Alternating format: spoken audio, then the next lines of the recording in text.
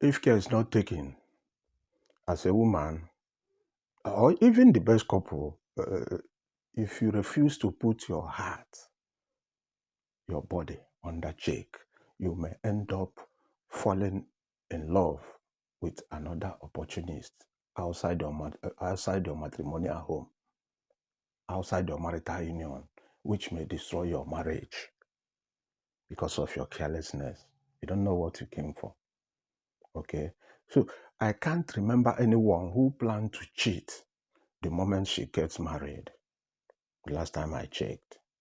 Everybody wants the best marriage. Nobody wants to be a cheat in his or her new marriage. Okay? So I can't remember anyone.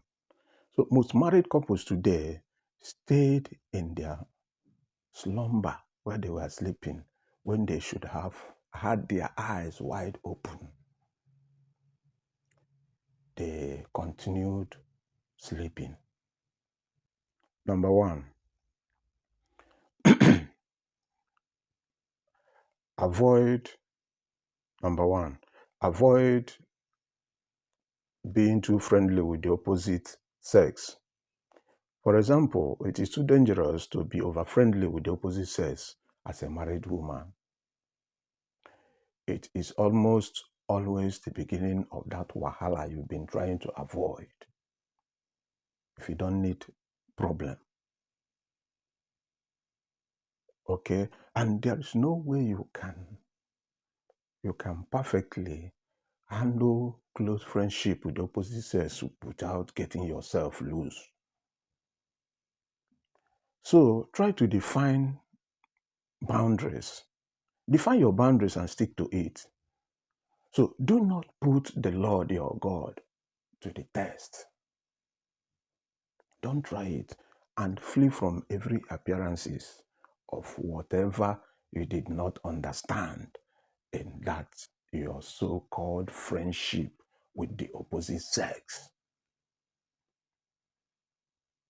Okay? So number two, don't share problems with him. He's not your husband. It beats me sometimes why, for example, a married woman should be sharing her personal and marital problems with the opposite sex without putting it to risk. You're endangering your marriage by doing that. Okay? Such idea could easily bring out all your vulnerabilities, your inadequacies, your personal and family secrets into a hand that is waiting for an opportunity to shift your band without regret. You don't know the plan of that guy. He might be patiently waiting for an opportunity to go in between those your beautiful thighs. So it's like giving someone your life's password to have an unhindered access to your life. Do not forget, you may be blackmailed in the process. You might be made, they can make you a fool of yourself. Number three, do yourself good. Avoid him if he is too close. Avoid the opposite sex if they are too close to you. So as a married woman, when you need help or assistance, don't try any mistake of contacting the opposite sex you are fond of. You know, some women, sometimes they do have this light brain. I don't know why you say you're married to somebody, but you are still fond of some other people, one or two guys. Your heart and mind is still there. I don't know what you are still looking for outside. Many women does that. Okay? Stop being that close to that guy that you secretly admires. It is not good. It's not good for you. Okay? So, someone whose thought alone can send a sweet sensation into your body. You know, there is someone, probably a customer of yours, someone, a man who used to come close to you. The way he talks usually moves one or two things in your body. Avoid that kind of person like a bullet. Mbo. Mbo. Avoid such a character. So it is certain the end, if you continue, may not be very good.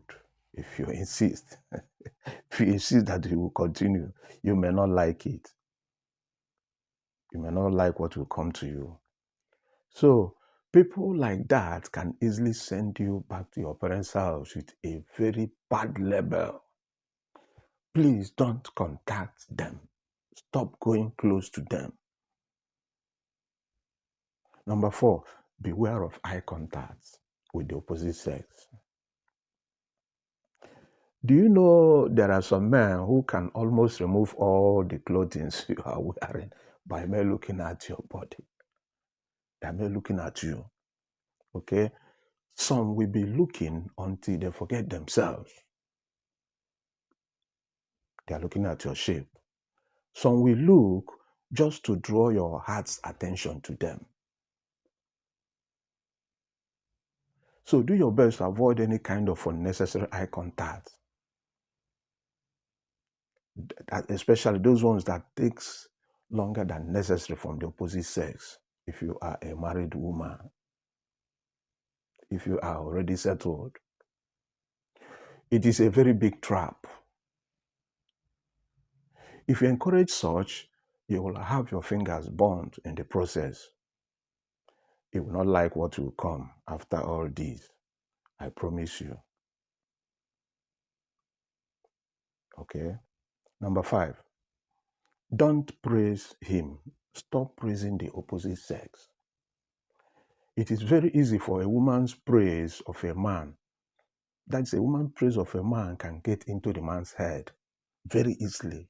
It can be assimilated very easily and probably be misunderstood by many men.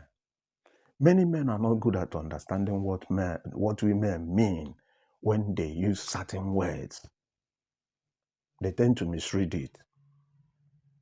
One of the biggest mistakes you can make in your marriage, okay, is to tell the opposite sex how romantic, how beautiful, how sexy they are. Some women cannot keep their mouths and the emotions under tab. They cannot. So it is the fastest way of sending a direct message to his brain.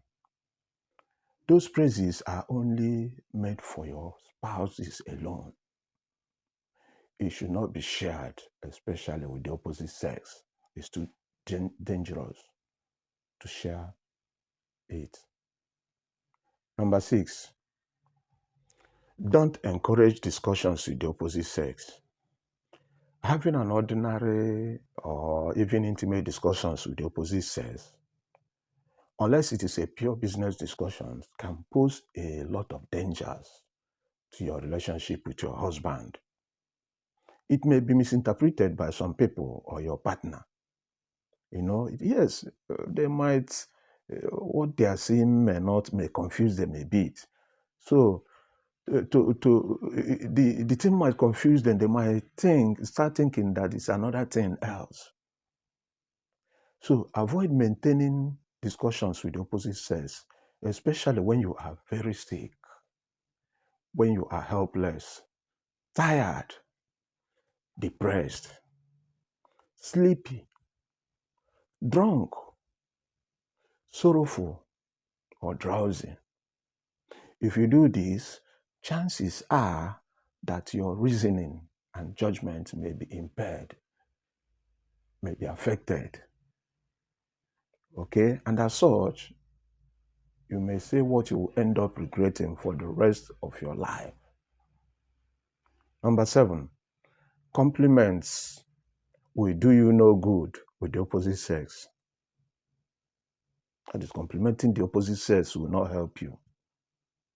You might sometimes be tempted to compliment the opposite sex for his handsomeness, his swag, style, his fashion sense, industriousness, etc. But when you wish to compliment someone, it will be better for you to do it with your spouse than doing it with a questionable character. Somebody that might bring problem into your marriage, into your life later on. So, besides, complimenting the opposite sex may send a bad signal to the guy's brain. He might see the thing as you are leading him on. Number 8, you must control your emotions. I know a lot of people who are in a committed relationship sometimes, do not even know their boundaries. Many of them don't know when to stop. Some are in fond of calling everyone they care to see or listen to her love. Yes, my love. Everybody's your love. Everybody's your love. Okay? So if you continue saying or calling people or telling them that I love you, who is supposed to be for your husband alone? I love you. If you continue saying I love you to every Tom, Dick, and Harry, what then would you tell your husband? Would you tell the man that is married to you? I mean that your lovely husband. If you share that I love you to all other people, what will you tell him? How would you celebrate him? Number 9, work on your marriage. Your marriage needs to be getting serviced continuously. So in order not to be seen as a woman who is monkey branching, do your very best to be working on your marriage from time to time, so as to know what to do as soon as temptations rears its ugly head in your marriage. You need to be updating your marriage. So if you fail to work on your marriage, be prepared to face the consequence that comes with it. Okay? So number 10, and the last one is stop every contact with your exes or with your ex. Your family should be the most important thing to you. You have to be careful not to be misunderstood. Never you flirt with the opposite sex or send your pictures to him for any reason whatsoever. Avoid the temptation of keeping communications with your ex. They belong to your past, not present. They are not your present. Your husband, your children, your family are now the present in your life. Your new marital family does not deserve any unholy distractions. Focus on that your decisions to finally settle down with only one person and be dedicated to your family and to what you promised each other. So finally, you can only be said to be monkey branching when you fail to do what will improve the relationship with your partner. Instead, you may be carrying an elephant on your head and at the same time be hunting crickets with your foot. Stop kurukere movement, madam. It will not take you anywhere. At the end of the day, you probably might be the one to lose. Stop it. Okay? So thank you so much for watching this video. I did not take your presence on this channel for granted. Please subscribe to my channel. Click like, ring the notification bell. Oh, it's free. You don't have to pay for that. And do not forget to share this video to your friends, relatives, even to your enemy. You might change situations. Who knows? Okay, so let me know in the comment section what you think about today's topic. I promise you another beautiful video next time. Bye bye. See you next time. Okay.